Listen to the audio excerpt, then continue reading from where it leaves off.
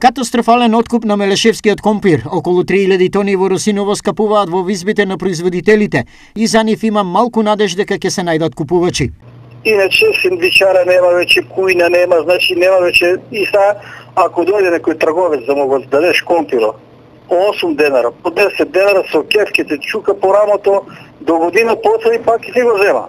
Некој ако дојде, да речеме малечок трговец, некој ако дојде, не за маркет, има на пазара, да речеме тезга во Штип или ДКВ, чуен малешевски компир, он може само да дојде да товари 1 тон или 2 тона с неделата. Производителите се сомневаат дека слабиот интерес за откуп е поради увоз на компир од странство, со што дополнително ја влошува и така тешката ситуација. На Струница иде на Кванташки, таму те колат на цело. Увозен компир, шлеперо, палетиран, столарат, 8 денара, 7 денара, кој знае колку е, и они го растураат, дистрибутерите го растураат за Штип, за Велес, за Гевгелија, за по другите градове, и маркетите имаа сите увозен компир.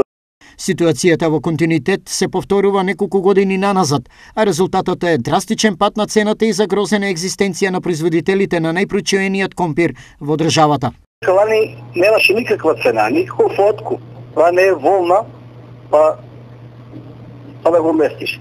Значи, испод 20 денара компирот е џабе.